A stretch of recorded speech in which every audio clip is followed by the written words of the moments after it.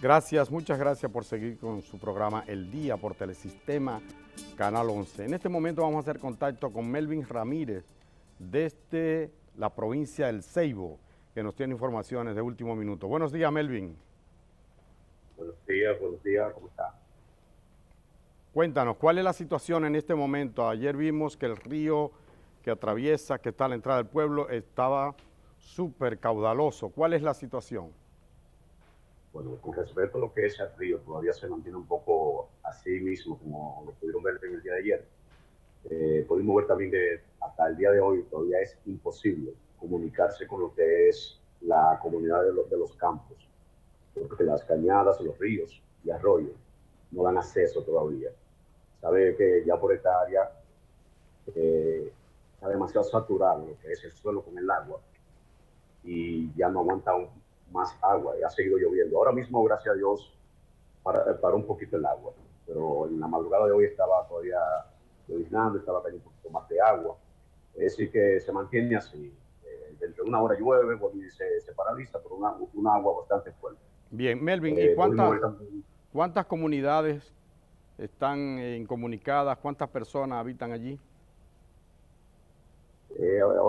Ahí lo que podemos mencionar lo que es la Cuchilla, Arroyo Grande, que es un campo de aquí del municipio del Ceibo. Dicen que habitan alrededor de unas 5.000 a 3.000 personas, de 3 a 5.000 personas. Bueno, nosotros hemos estado viendo las imágenes del Ceibo, incluso Melvin, buenos días, soy Edith. Algunas, bueno, estas no necesariamente hacen justicia a lo que estaba pasando ayer en el Ceibo. Tenemos otras que muestran, por ejemplo, las calles anegadas en el sector de Ginandiana. Es nuestra pregunta precisa. En este momento, ¿no hay comunidades inundadas en el Ceibo? No, ahora mismo. En este momento, la lluvia, ¿está lloviendo o no? ¿Pasó la lluvia? La lluvia ahora mismo paralizó. Pero estuvo toda la noche. Estuvo toda la noche. Correcto. ¿Qué es lo que va a provocar? Bueno, el presidente de la República estará hoy en el Ceibo. Queríamos saber un poco cómo había amanecido la ciudad y te agradecemos muchísimo, Melvin, esa disposición. Más adelante, si nos puedes compartir un poco de las imágenes actuales para poder confrontar con lo que estábamos recibiendo ayer. Es pronto, gracias a Melvin Ramírez, comunicador de la provincia del Ceibo. También tenemos otro Melvin que llega desde el Coral. Está en la zona del Coral, trabaja en la provincia de la Altagracia para decirnos cómo está la autovía del Coral esta mañana. Él me compartía unos videos hace un rato. Tenemos gente diversa de diferentes sitios, nos falta mirar un poco Samaná, también la provincia de la Altagracia, los daños que está ocasionando. Hay una información que no tiene que ver con las lluvias, Germán e Indira, David, que tiene que ver, que yo pienso, hay informaciones que no hemos... que hemos obviado, ayer no pudimos trabajar. La situación. Por ejemplo, no pudimos trabajar lo que pasa en Haití. Nosotros recibimos imágenes de ataques a varias instituciones que trabajan en el lado haitiano, pero en la frontera. El servicio para refugiados de los jesuitas fue atacado. Fue atacada la residencia de un sacerdote.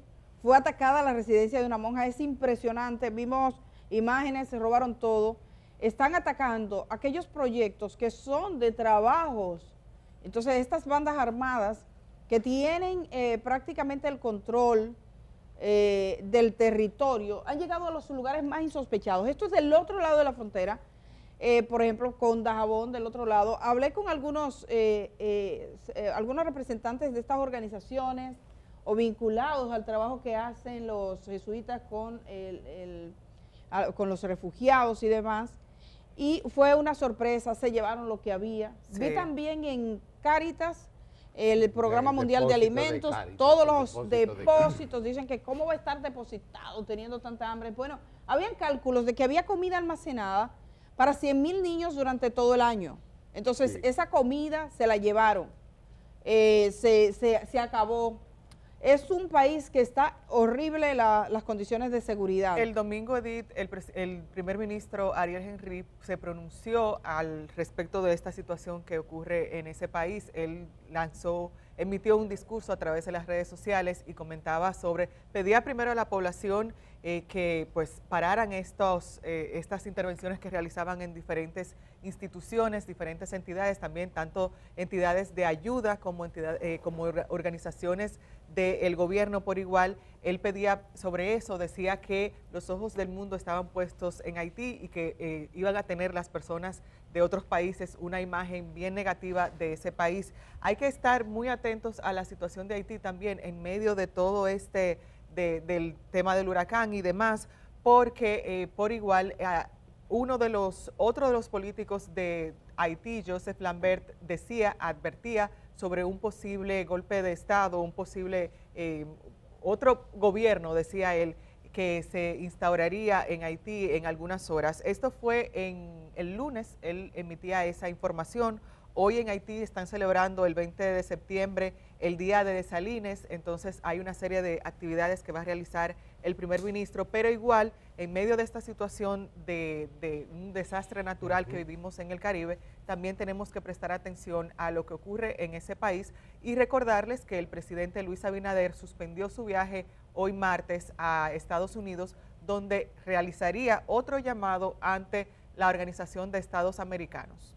Es penoso. Germán. Sí, David, discúlpame, quería solo acotar una cosa. Mientras esto ocurre, Haití se deteriora, se hunde cada vez más en este desastre sin fin aparente. La comunidad internacional permanece totalmente indiferente. Más de 500 dignatarios entre presidentes, primeros ministros, diferentes autoridades de más de 100 países, allá en Londres, rindiéndole tributo, despidiendo a la reina. Y usted sabe la cantidad, yo no digo que no se despida, que se despida la señora reina, está bien, pero usted sabe la cantidad de dinero, la cantidad de oro. Yo estaba viendo la televisión española y me empalagué de tanto que el rey, que la reina, que no sé qué. Y este pueblo, que con más de 11 millones de gente, aquella una señora que ya murió lamentablemente, que tuvo sus méritos o no los tuvo, a mí eso me es indiferente, 96 años vivió, nunca trabajó, es cierto, pero bueno, era la reina de los ingleses. Ahora tienen otro que va a comenzar a trabajar a los 70 y pico de años. Entonces, a eso se le presta todos los medios, toda la atención del mundo. 500 dignatarios, señores, en Londres. Biden, todo el mundo allí. Haití se hunde y nos los quieren dejar de alguna manera a esta isla, a nosotros y a los propios haitianos, que se hunda. Yo creo que el llamado que hace Abinader de que la comunidad internacional preste atención es correcto. No estoy de acuerdo con que intervención ni nada de eso, no, pero sí que le presten atención y que le presten ayuda. De manera que quería acotar eso, Indira, paso con usted, David. Yo quisiera como lanzar unas ideas en una línea de análisis diferente. El orden y el desorden tiene beneficiarios siempre. Y en el caso de Haití, parece que son más los beneficiarios locales e internacionales, los beneficiarios del desorden, que de los del orden. Entonces, yo no me acabo de tragar el cuento de que es una especie de explosión irracional, que están sin control, porque hay demasiados análisis de gente que sí conoce la interioridad de la política y la economía haitiana, que te habla claramente de cómo esas bandas están obedeciendo a grupos concretos dentro de Haití y fuera de Haití. El negocio de las armas. Tú me vas a decir a mí que Estados Unidos no puede controlar el acceso de armas hacia Haití. Vamos. Entonces yo pienso que hasta que el orden no se convierta en la clave de mayor beneficio para todos los actores dentro y fuera de Haití, vamos a mantener esta situación. No, David. Por lo visto, a la mayor parte de ellos, Germán, les conviene el desorden. No. A los políticos y actores internacionales. Perdóneme, sí, Germán. Perdóneme, David, discúlpeme el ímpetu y la interrupción. El desorden no beneficia a nadie, ni a los pobres de Haití, y tampoco a los ricos. Es una visión cortoplacista creer que, bueno, me aprovecho ahora mientras estén divididos, mientras no haya gobierno. Mentira, se hunde todo, se degrada todo. La economía no funciona, no hay posibilidad de negocio, no hay inversión extranjera, no hay ni hostia para los haitianos. Bueno, una galletica de tierra puede aparecer. lamentablemente. Entonces, ese desorden, yo no creo eso. Y quien lo sostenga tiene una visión cortoplacista, pienso yo, pequeña.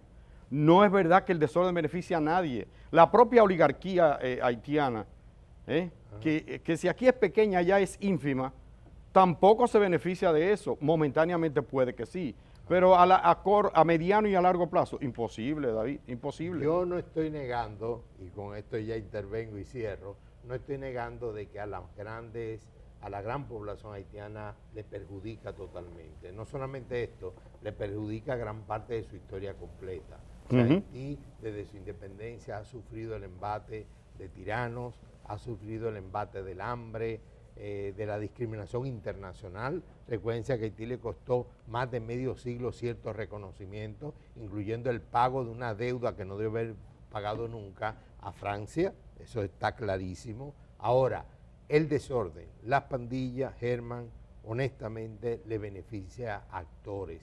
Si no le beneficiara a nadie, hace rato esas pandillas habrían desaparecido. Vuelvo y repito, le conviene, hay actores que le conviene.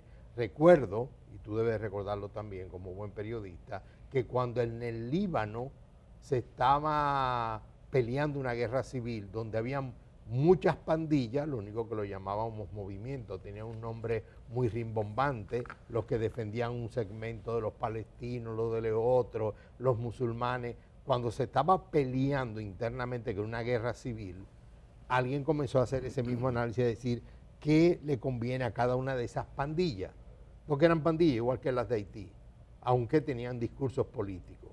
Entonces, hasta que en Haití el orden no sea beneficiario la mayor parte de los actores que realmente tienen incidencia, vamos a tener ese caos.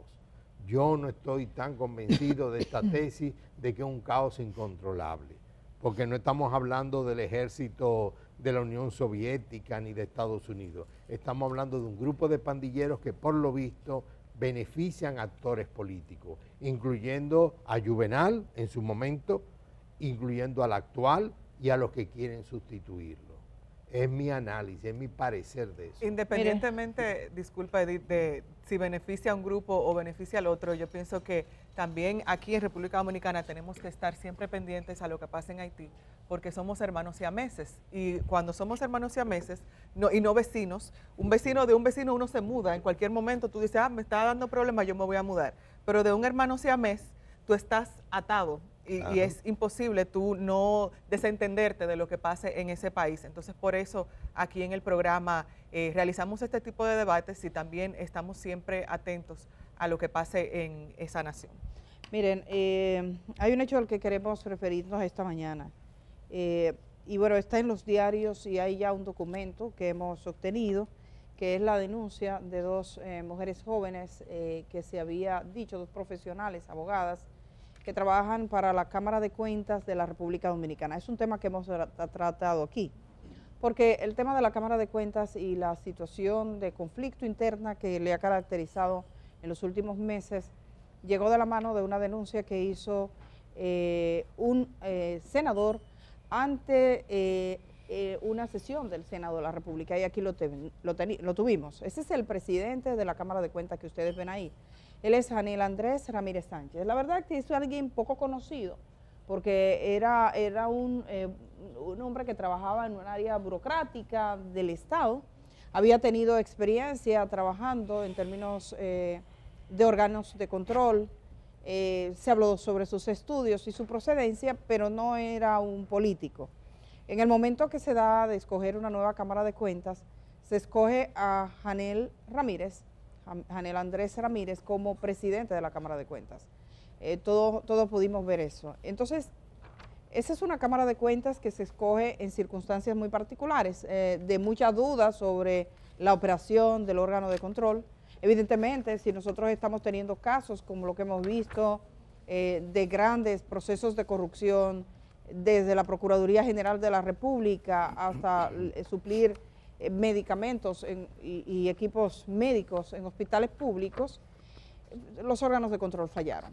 Y parte de lo que se hizo en República Dominicana fue tener control sobre los órganos de control. No es solo que habían funcionarios que dicen yo voy a delinquir, yo voy a coger, yo voy a robar, yo voy a hacer aquí lo que yo quiera, sino que quienes tienen el papel, el rol de estar vigilantes, claudicaron o fueron parte. Por eso se espera, y ya se ha anunciado, que hay una investigación denominada Caracol, que es una investigación de los anteriores miembros de la Cámara de Cuentas.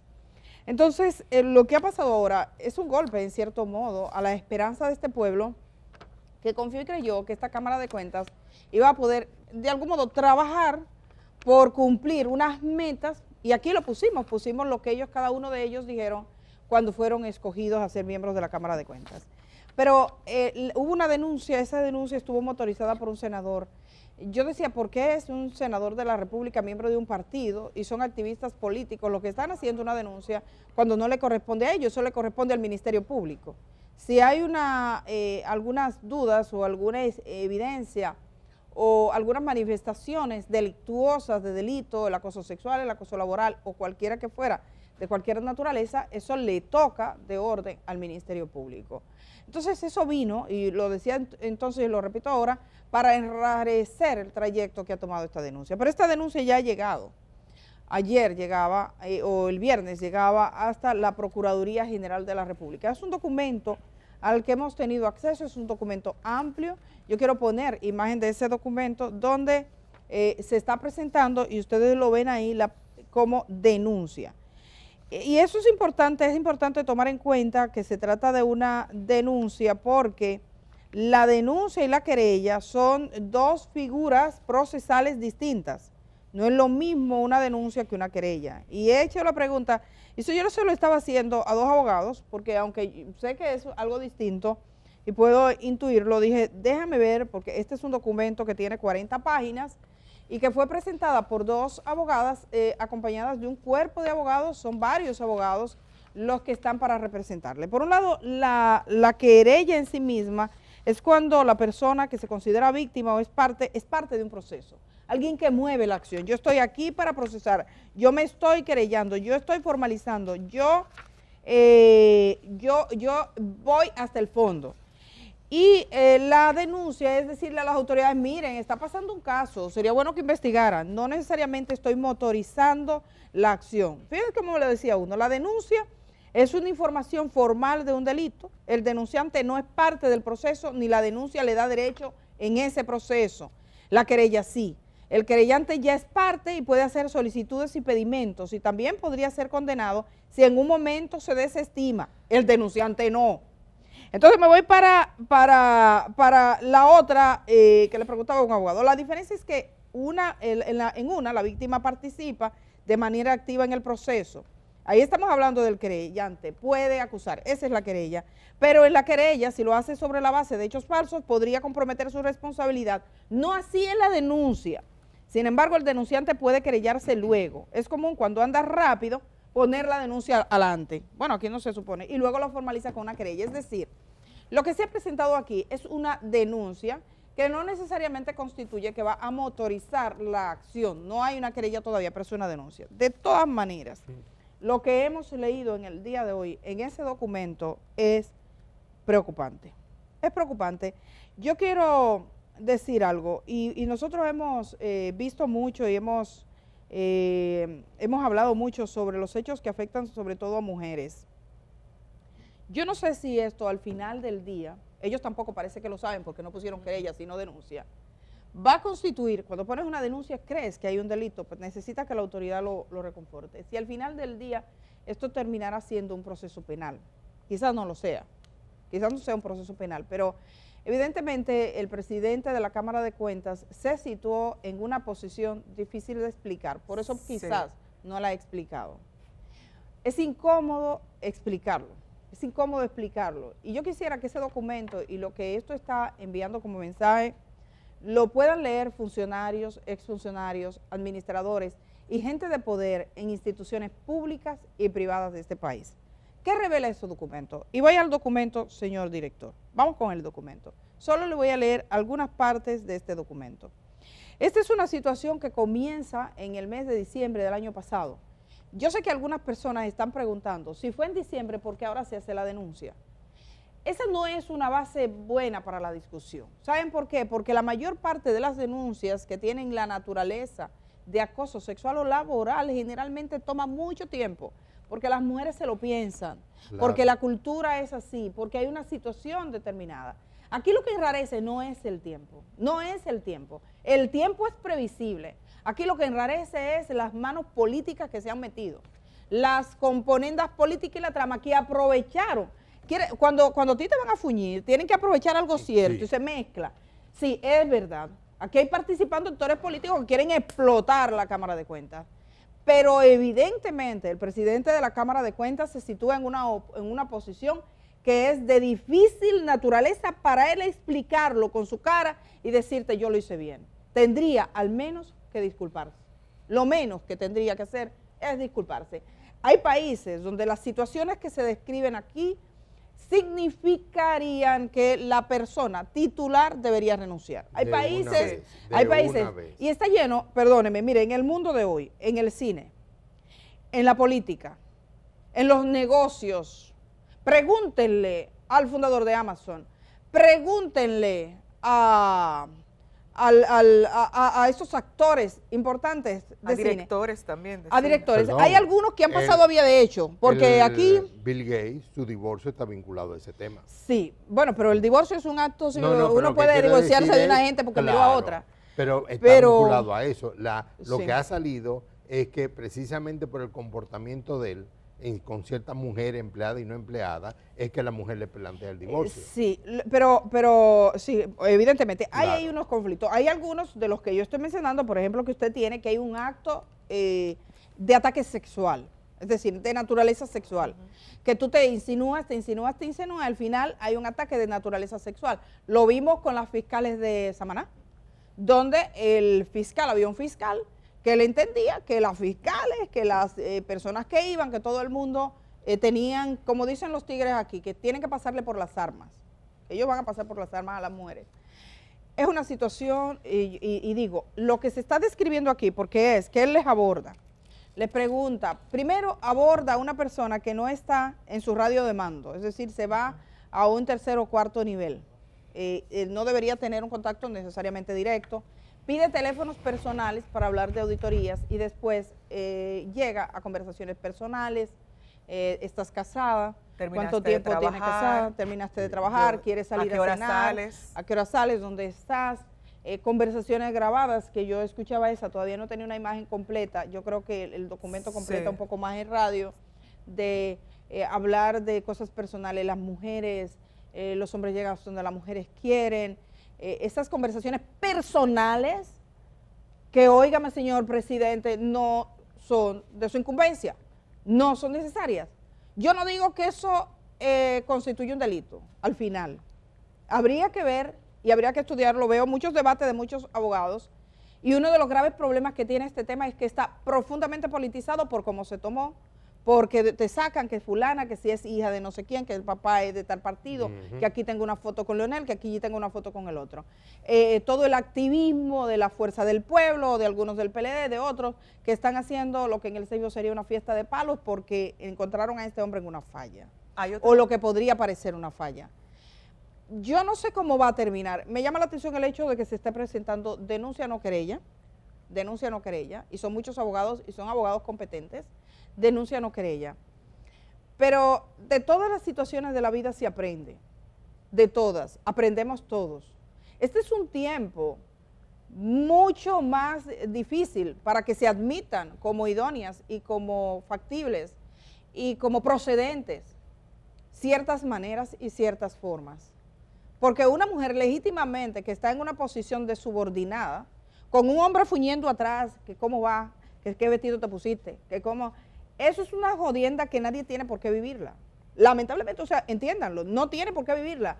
Y si el presidente de la Cámara de Cuentas no lo hizo con el objetivo de llevar a esas mujeres a la cama, que es muy probable que no fuera, que él no lo dice literalmente, entonces no hay un acoso, no le brinca, no la agarra, entonces dice, bueno, no hay un acoso. Aquí estamos discutiendo entonces un punto jurídico que le tocará a los tribunales y le tocará al Ministerio Público. Pero para empezar, como ciudadana, como persona, las personas que estamos, hay por lo menos unas conversaciones improcedentes, inadecuadas, perturbadoras, que no son necesarias y que deben constituir una lección para él, que es un hombre joven, y para todos los hombres que tengan posiciones de mando en el ámbito público y privado, léanse eso no se hace. Yo sé que Indira quiere decir algo sobre esto, pero lo va a decir después de la pausa porque el director me mata. Me ha dicho hace varios minutos que me vaya a la pausa, director. Todo suyo este programa. El Día camina contigo allá donde vayas. Cuando salgas de casa, continúa con nosotros en YouTube. El Día, 25 años de buen periodismo.